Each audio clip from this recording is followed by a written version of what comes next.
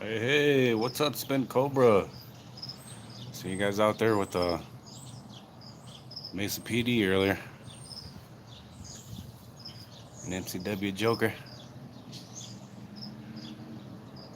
Well, they'd like to go crazy with that tape, I tell you.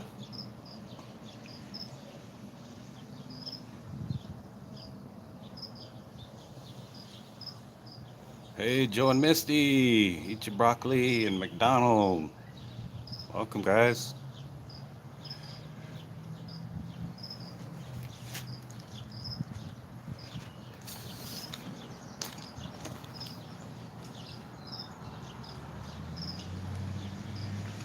What happened there at Spin Cobra?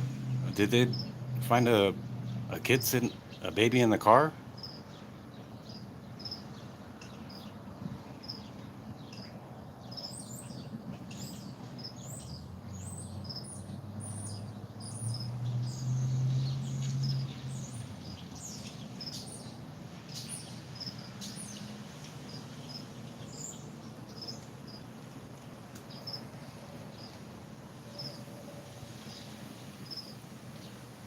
All right, McDonald, you got some new headphones.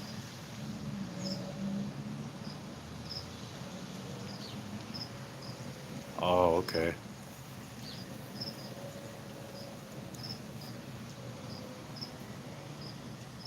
Seen the state troopers doing all the work and Mesa PD just standing around with a thumb up their ass.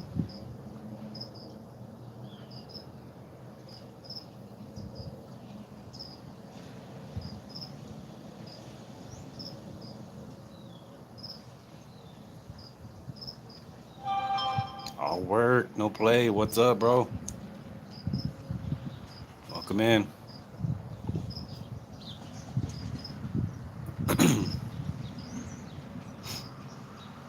Oh yeah, that's real smart. Yeah, just leave the baby in the car by herself. Yeah, it's not too bright.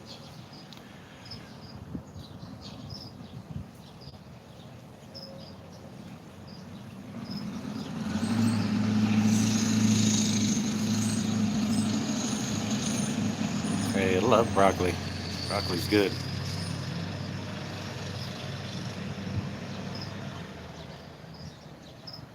Nothing all work. Just here doing chapter 4 of the book that I got right here.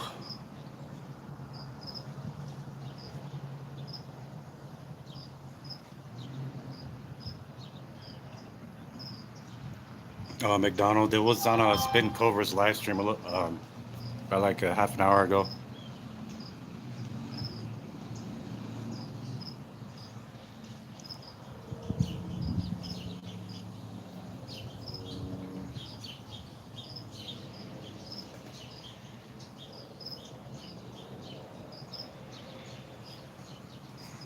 All right. All right.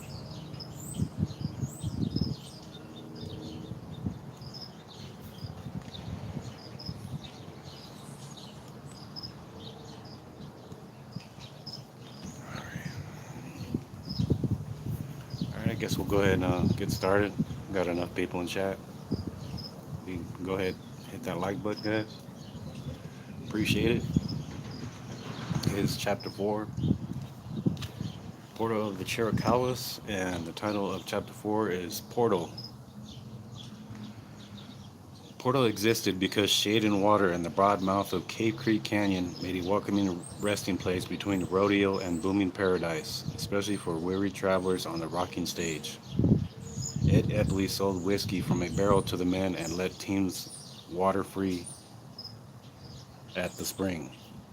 He ran a little store from a tent and applied for a post office, which opened in 1905 with him as postmaster. Surely the railroad would run a spur line to pick up Paradise's ore. The camp was crowded into a narrow canyon so dwellings and businesses could be built in Portal. Besides the Ajax mine near Whitetail Canyon was hired miners, as was the Savage mine just over Limestone Ridge. A townsite laid out by Emmett Powers and son-in-law Fitch McCord was dedicated in 1906. They themselves bought 8 lots where they built a general store and hotel. Epley took 7 lots and A.C. Boswell bought 5. He opened a saloon but sold out and moved to Rodeo after he was forced within 9 months to kill the second drunk customer who threatened him. By 1908, only 46 of the 1,186 lots platted had sold.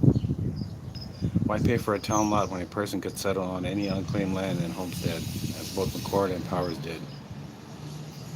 While Paradise was a mining camp with scenery but scant arable land, Portal's agricultural potential was proved by Stephen Reed's and Jack and Emma Maloney's orchards and gardens.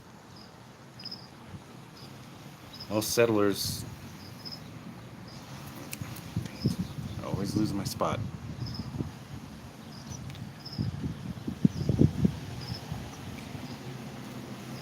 Most settlers planted fruit trees and grew vegetables, while some also kept chickens, turkeys, goats, and hogs.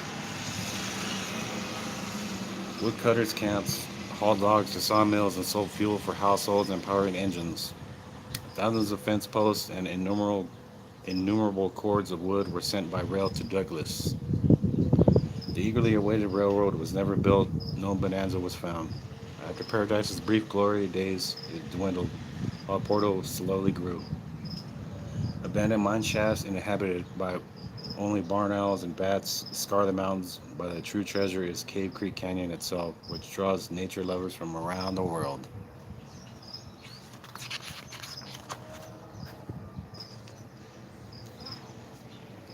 Okay.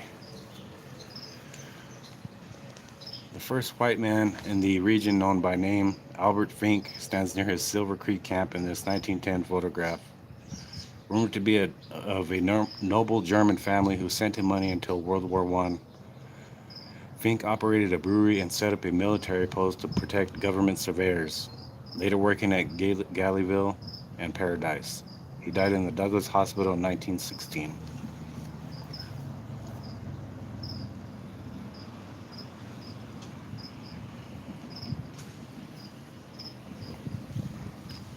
Anne Elizabeth B. Epley kisses Ed at their 60th anniversary party given by So What in April 1961.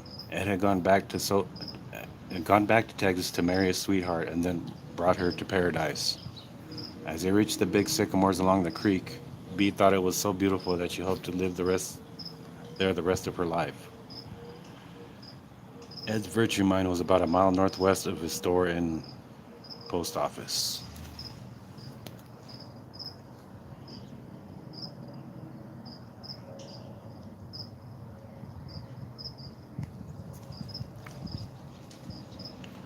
When he was not working at his Grace Mine northwest of town, John Shadd dressed as he appears in this early 1900s photograph. He built a house of creek smooth stones at the very end of Portal. It is still used. His wife may have appreciated his name in his mind for her, but she did not appreciate his stopping at Billy Pence's saloon on his way home.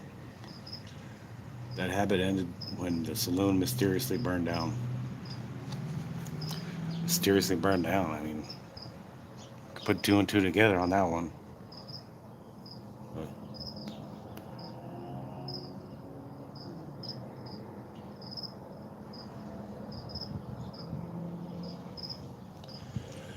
students costumed for a play stand outside the first small Portal school in 1918. The only identified child is Grace Cox, front row, third from left, in a dark coat.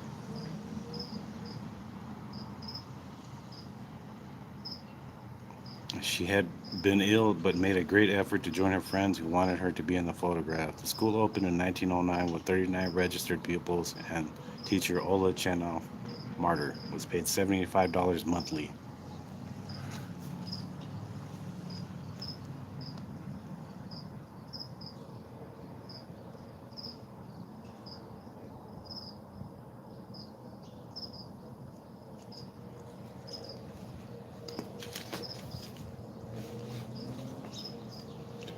The mid-1930s photograph at left shows teacher Elsie Munda with her close friend Nancy English Sanford.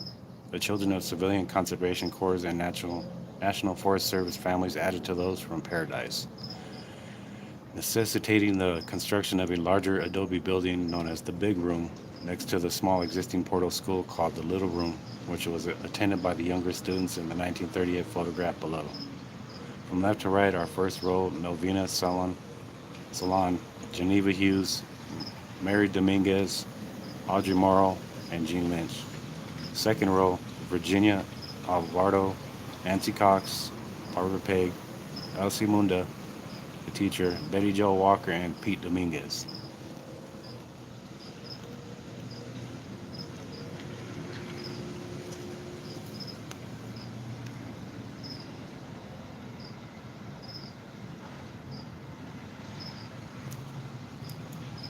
In front of the Portal School in this 1970 photograph are from left to right.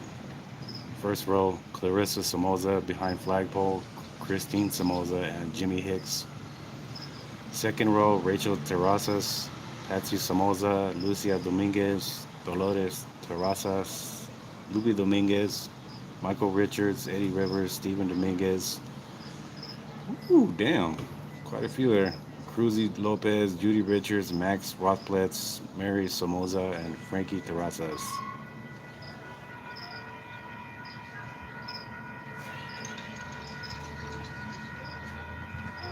Virginia Cutler, and Lillian Marshall.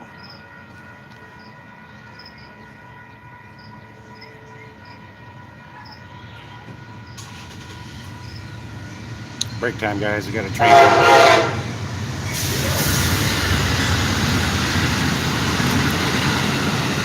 It's the passenger train.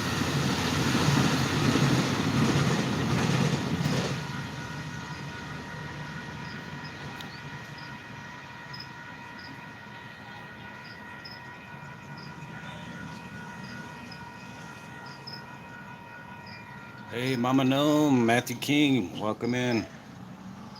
Not sure if I missed anybody else. Yeah, I was just a passenger train, guys.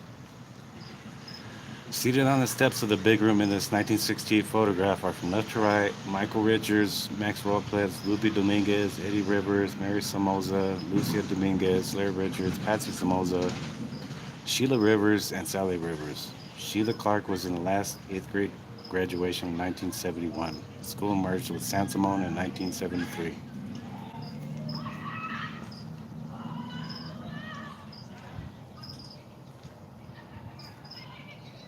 Oh, Tracy, they don't stop here. This place right across the street here. This was an old train depot, but it's a city of Wilcox now.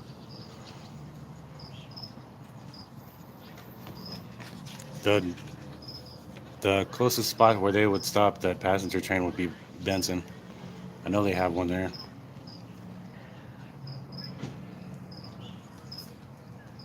It's just some kids back here playing, bro.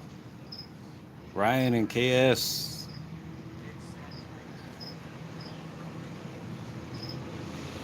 There was and still is only one street through Portal.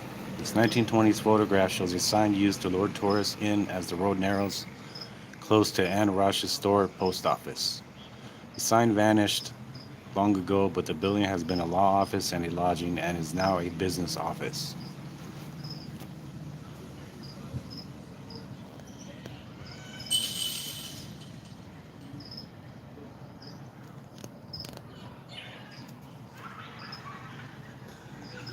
Anna Rosh Pugsley, pictured at right in the 1970s, separated from her first husband in 1921 shortly after they sold their isolated home in Horseshoe Canyon and moved to Portal. Her brother John Pence built her store, post office, and her house on the bank above them in 1921.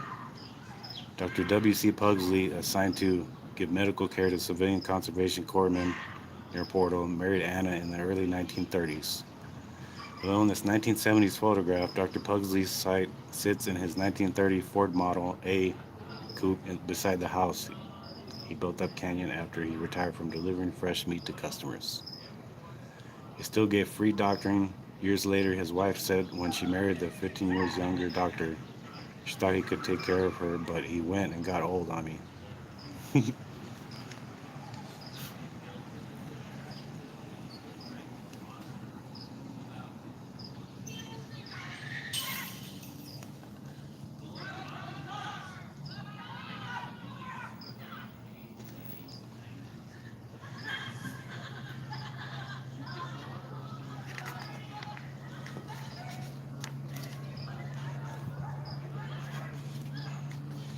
Excuse the noise, guys. It's just some kids back there just swinging the swings around it.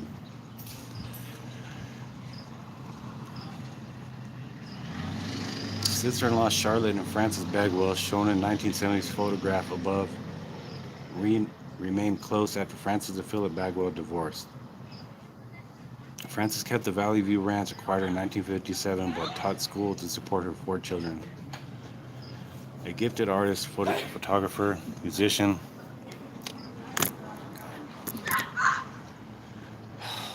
Good grief. Damn it.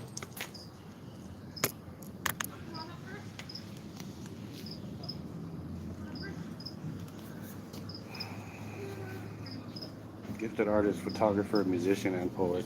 What's on you both completely from Central Park? You know, just shut up.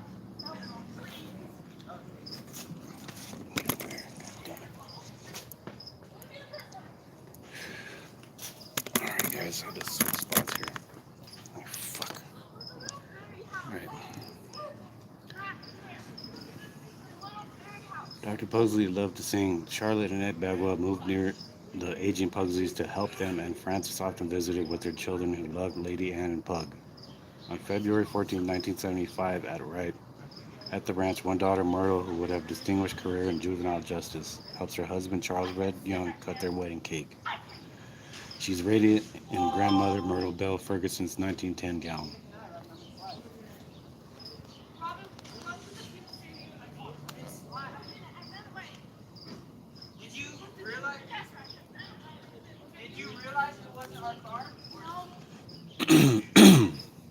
John Hands used some of his money from the sale of Hilltop to acquire ranches and homesteads whose owners were forced to sell in the hard times following World War I.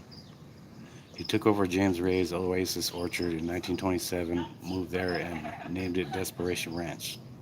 He always kept a kettle of beans cooking in his kitchen, where University of Arizona archaeological students shown gathering in this 1930s photograph.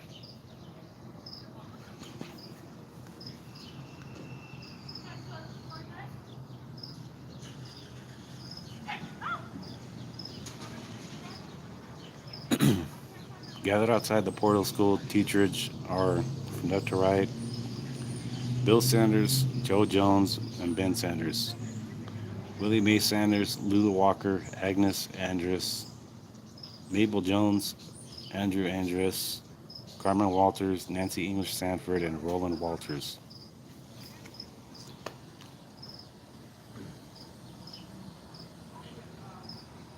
I would guess so. I'd hope so, man. You gotta have some tortillas with some beans, man.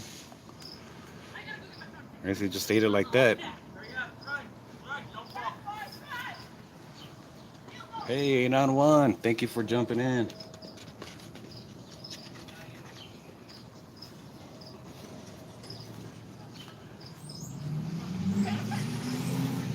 Elsie and Miriam Tolles, daughter of a Bisbee mining executive, bought Frederick Finnegans' homestead above Portal, where they taught school and wrote several children's books. Elsie became Arizona's first woman superintendent of education. They built on a large house at Wright in the 1990s photograph above.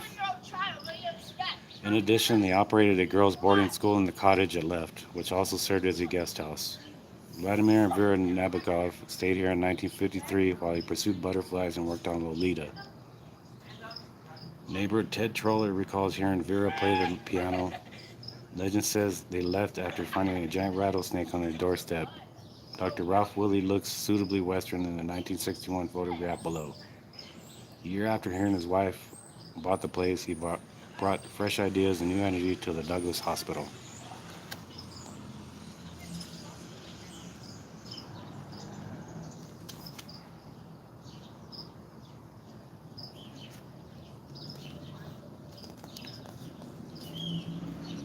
Yeah, it's getting kind of annoying. Sitting around here yelling and screaming. You know, it's a public park, so I can't say anything.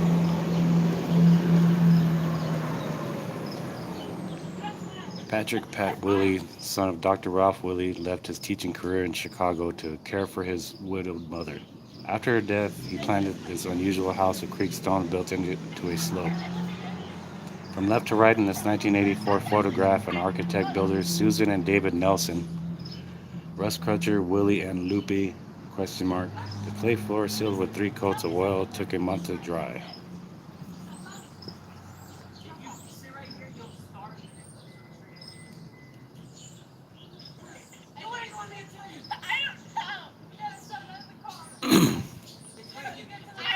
No, I don't, man. I just turn around. Mary Willie speaks at 1991 dedication of Portal Rescue's first building. Mary and her husband, Ralph Bill Willie, a volunteer emergency medical technician, donated the site. Later, she gave more land for a heli spot. Patients could be transferred from Portal's well-equipped rescue van into a helicopter where a nurse and paramedic could administer medications and treatment during the 40-minute flight to a Tucson trauma center.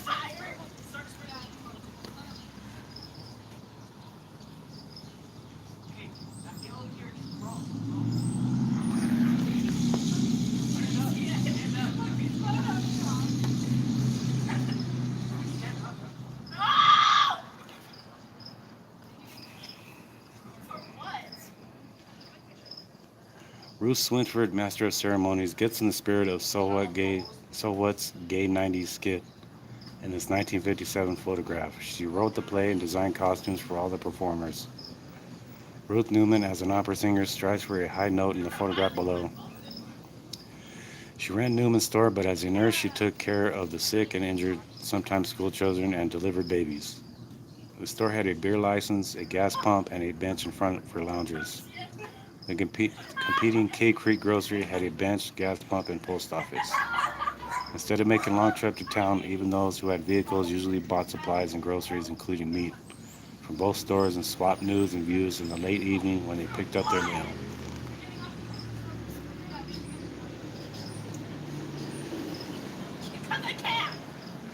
Oh, some jazz cabbage, as they called it.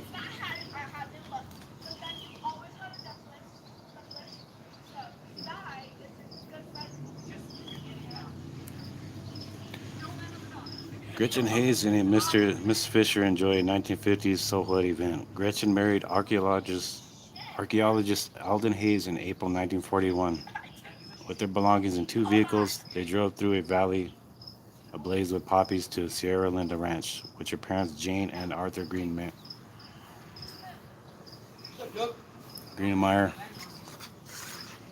What's up, bro?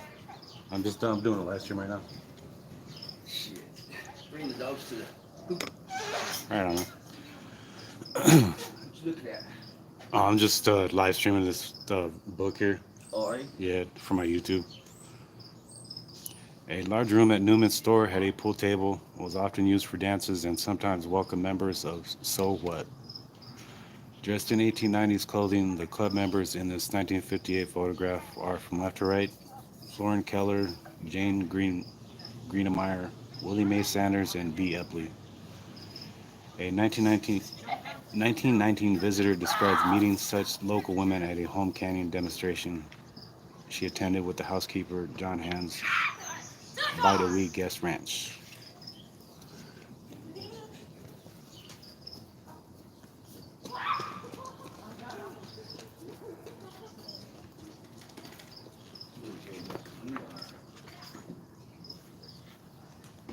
Is that yours? Yeah. It's little. This is full grown. It's Shay and Mocha.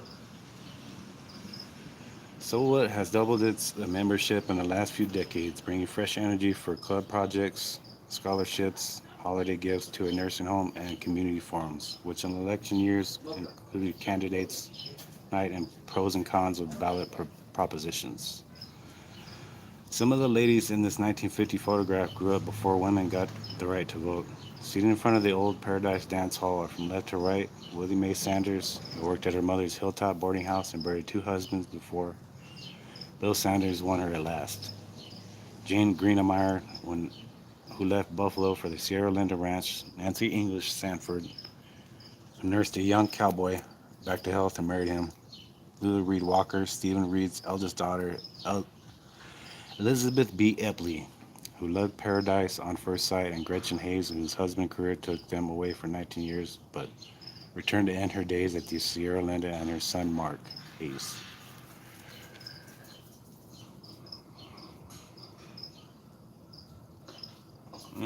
gonna do it for that one, guys. So tomorrow we'll be doing chapter 5. I forget how many chapters are in here.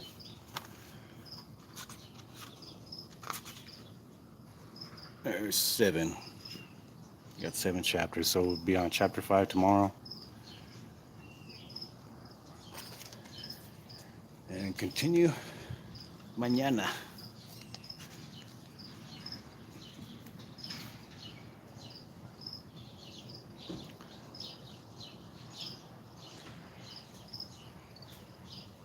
Yeah. That's pretty cool, man.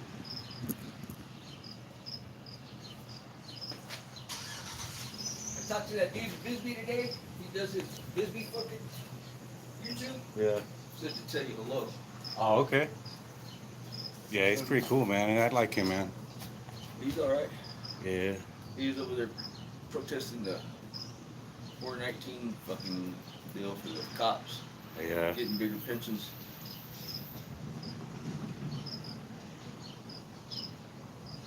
Pot smoking on the quiz. No, no pot smoking on the quiz. Sorry. Come on, Jake.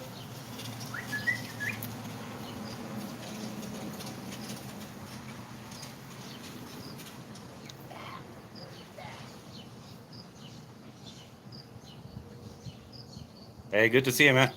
All right. Take care, bro.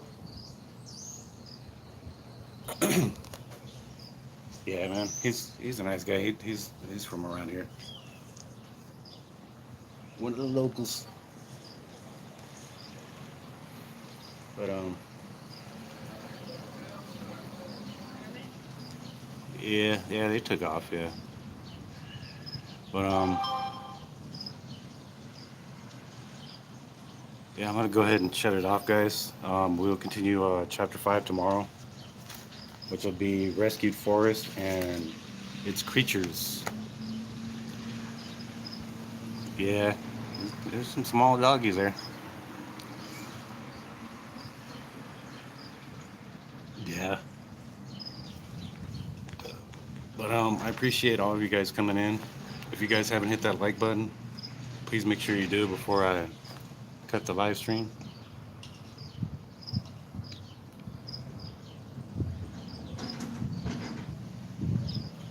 All right, McDonald, that'll work, man.